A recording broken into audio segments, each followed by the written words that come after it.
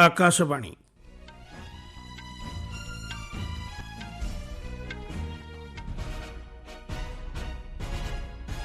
संवाद पढ़ुछंती शुभेन्दु कुमार पंडा। मुख्य संवाद। तमिलनाडु विधेयक मामलें सर्वोच्च न्यायालय निर्देश परिप्रेक्षी 14टी प्रश्न उपर सुप्रीमकोर्ट मतामत लोड़िले राष्ट्रपति।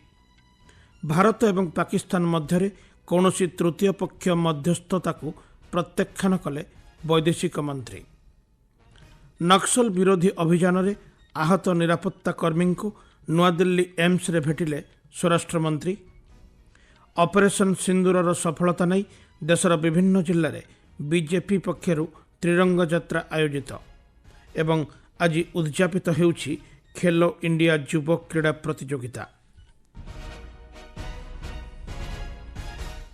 तमिलनाडु विधेयक मामलें सुप्रीमकोर्ट निर्देश पर राष्ट्रपति द्रौपदी मुर्मू एक रेफरेन्स जरिया सर्वोच्च न्यायालय को पचारि कौन सांविधानिक समयसीमा निर्दिष्ट न थी राज्यपाल मानक एक विधेयक को स्वीकृति देवा लगी समयसीमा स्थिर करा संभव कि।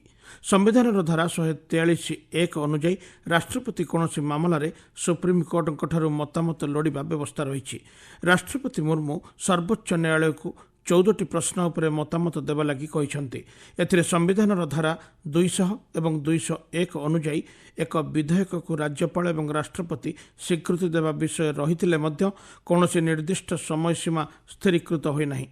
राष्ट्रपति संविधान धारा 200 अनुजाई राज्यपाल निकट को पठा जाइथिबा विधेयक को स्वीकृति देवा लगी केउं व्यवस्था रही ता जणाइबा लगी कहिसंती। सूचनायोग्य तमिलनाडु विधानसभा में मंजूरी लाभ करिथिबा विधेयक को राज्यपाल बहु समय धरी स्वीकृति न देई राष्ट्रपति विचार पई पठाइथिले। पर राज्य सरकार पक्षरु सुप्रीम कोर्ट रे मामला दायर करा जाइथिला। सुप्रीम कोर्ट विधेयक को निर्दिष्ट समयसीमा मध्य स्वीकृति देबाकू निर्देश देइथिले। वैदेशिक मंत्री डॉक्टर एस जयशंकर भारत एवं पाकिस्तान मध्य कौनसी तृतीय पक्ष मध्यस्थता को प्रत्याख्यान करिसेंती।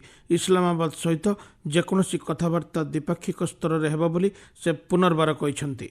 नुआदिल्ली एक कार्यक्रम में जोग देवा अवसर में गणमाध्यम को सूचना दे डॉक्टर जयशंकर कहिसेंती पाकिस्तान सहित आलोचना करने को बाकी थिबा एकमात्र विषय हेउछि पाक अधिकृत काश्मीर रे बेआईन भावे अधिकृत करा जायथिबा अंचल को पाकिस्तान को खाली करने को पड़िबो। वर्ष वर्ष धरी जातीय सहमति एवं भारतर निष्पत्ति कौनसी परिवर्तन होई नाही बोली वैदेशिक मंत्री कहिसंती।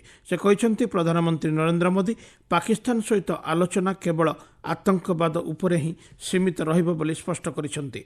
पाकिस्तान पाखरे जो आतंकवादी मानक तालिका रही ताहाकु भारत को हस्तांतर करने को पड़िबो एवं आतंकवादी भित्तिभूमि को ताकु नष्ट करने को पड़िबो बोली से कहिसंती। उभय देश मध्य गुली विनिमय एवं सामरिक कार्यानुष्ठान बंद करने संपर्क में श्री जयशंकर कहिसंती नुआदिल्ली इस्लामाबाद को तार वार्ता पठाई केवल आतंकवाद भित्तिभूमि की भारत लक्ष्य करुछि एवं पाक सेना को एथिरे हस्तक्षेप न करने को कही पाकिस्तान यह परामर्श को अणदेखा करुछि बोली से अभियोग करिसेंती। गत 10 तारिख दिन सकाळे पाकिस्तान भारतर आक्रमण परिप्रेक्षी में अधिक क्षतिग्रस्त होगा पर गुली विनिमय बंद करने को किए इच्छा प्रकाश करुथला ता स्पष्ट होइछि बोली वैदेशिक मंत्री कहिसंती।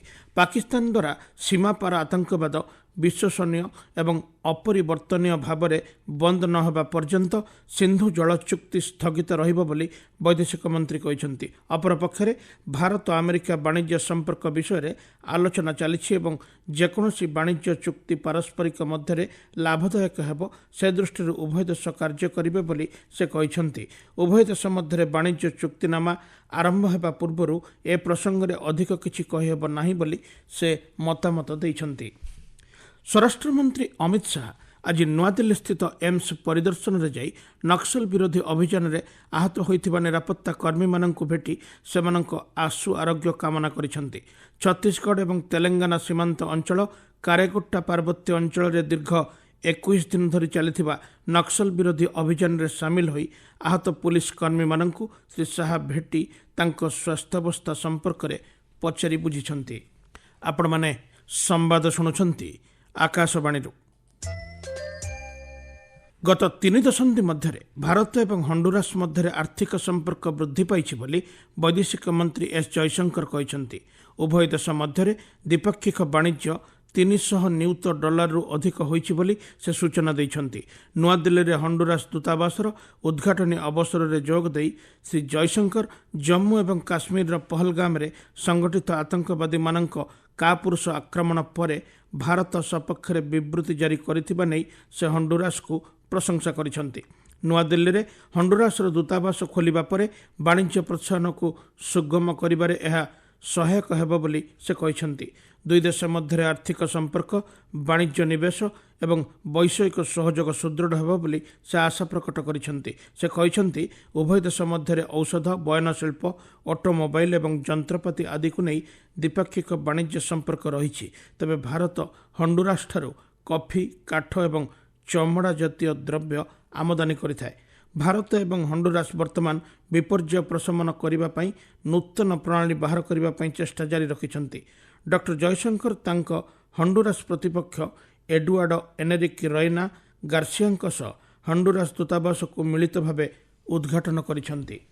ଅପରେସନ୍ ସିନ୍ଦୁରର ସଫଳତା ପରେ ଆଜି ଦେଶର ବିଭିନ୍ନ ଜିଲ୍ଲାରେ ଭାରତୀୟ ସଶସ୍ତ୍ର ବାହିନୀର ସାହସ ଏବଂ ବୀରତ୍ୱ ପାଇଁ ସମ୍ମାନ ଜଣାଇବା ଲାଗି ବିଜେପି ପକ୍ଷରୁ ତ୍ରିରଙ୍ଗା ଯାତ୍ରାର ଆୟୋଜନ କରାଯାଇଛି।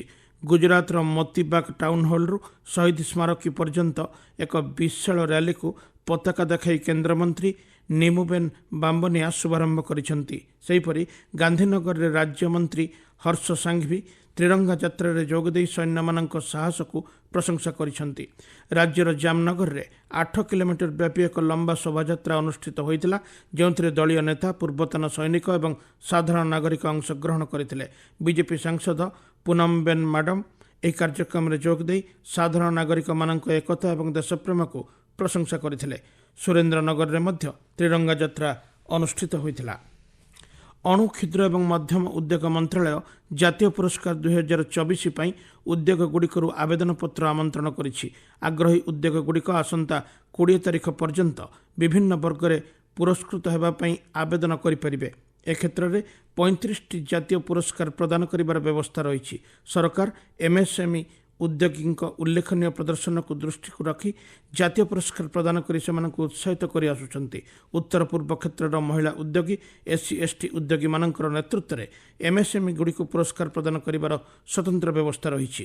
ସ୍ୱରାଷ୍ଟ୍ର ମନ୍ତ୍ରାଳୟର ଜାତୀୟ ପୁରସ୍କାର ପୋର୍ଟାଲ ଏବଂ ରାଷ୍ଟ୍ରୀୟ ପୁରସ୍କାର ପୋର୍ଟାଲ ମାଧ୍ୟମରେ ଆବେଦନପତ୍ର ଆମନ୍ତ୍ରଣ କରାଯିବ। ବ୍ରିଟିଶ ରାଜନୈତିକ ସମାଲୋଚକ ତଥା ଲେଖକ ଡେଭିଡ୍ ଭାନ୍ସ ଅପରେସନ୍ ସିନ୍ଦୁରକୁ ଦୃଢ଼ ସମର୍ଥନ ଜଣାଇଛନ୍ତି। ଏହାକୁ ବହୁଦିନର ଦାବି ଏବଂ ଏକ ଆବଶ୍ୟକ ପଦକ୍ଷେପ ବୋଲି ସେ ଅଭିହିତ କରିଛନ୍ତି। ଏକ ସମ୍ବାଦ ସଂସ୍ଥା ସହ ସାକ୍ଷାତକାର ଦେଇ ପାକିସ୍ତାନକୁ ଏକ ବିଫଳ ଏବଂ ଆତଙ୍କବାଦ ରାଷ୍ଟ୍ର ଭାବେ ସେ ବିବେଚନା କରିଛନ୍ତି। ପହଲଗାମ ଆତଙ୍କବାଦୀ ଆକ୍ରମଣ ସମ୍ପର୍କରେ ବିଦେଶୀ ଗଣମାଧ୍ୟମ ଠିକ୍ ଭାବେ ଏହାର ପ୍ରଚାର ପ୍ରସାର କରିନଥିବା ନେଇ ସେ ନିନ୍ଦା ପ୍ରକଟ କରିଛନ୍ତି। ଆତଙ୍କବାଦୀଙ୍କୁ ବନ୍ଧୁକଧାରୀ ଭାବେ ଉଲ୍ଲେଖ କରିଥିବା ନେଇ ସେ ଗଣମାଧ୍ୟମ ସଂସ୍ଥାଗୁଡ଼ିକୁ ସମାଲୋଚନା କରିବା ଅବସରରେ ସେମାନେ ପାକିସ୍ତାନକୁ ସମର୍ଥନ କରୁଥିବା ନେଇ ଅଭିଯୋଗ କରିଛନ୍ତି। ପଞ୍ଜାବର ଅମୃତସରଠାରେ ଘଟିଥିବା ମଦ ମୃତ୍ୟୁ ମାମଲାର ମୃତ୍ୟୁ ସଂଖ୍ୟା 27ରେ ପହଞ୍ଚିଛି। ଇତିମଧ୍ୟରେ ଦିଲ୍ଲୀରେ ଥିବା ଏହି ମଦ ପ୍ରସ୍ତୁତ କାରଖାନାର ମାଲିକ, ବାପ ଏବଂ ପୁଅକୁ ଅମୃତସର ପୁଲିସ ଗିରଫ କରିଛି। ଡିଏସ୍ପି ମହେନ୍ଦ୍ର ସିଂ କହିଛନ୍ତି ଏହି 2 ଜଣ ଅଭିଯୁକ୍ତଙ୍କୁ 5 ଦିନିଆ ପୁଲିସ ରିମାଣ୍ଡରେ ନେବା ପାଇଁ ସ୍ଥାନୀୟ ଅଦାଲତକୁ ଅପିଲ କରାଯାଇଛି। ବିହାରରେ ଚାଲିଥିବା ଖେଲୋ ଇଣ୍ଡିଆ ଯୁବ କ୍ରୀଡ଼ା ପ୍ରତିଯୋଗିତା ଆଜି ଉଦ୍ଯାପିତ ହେଉଛି।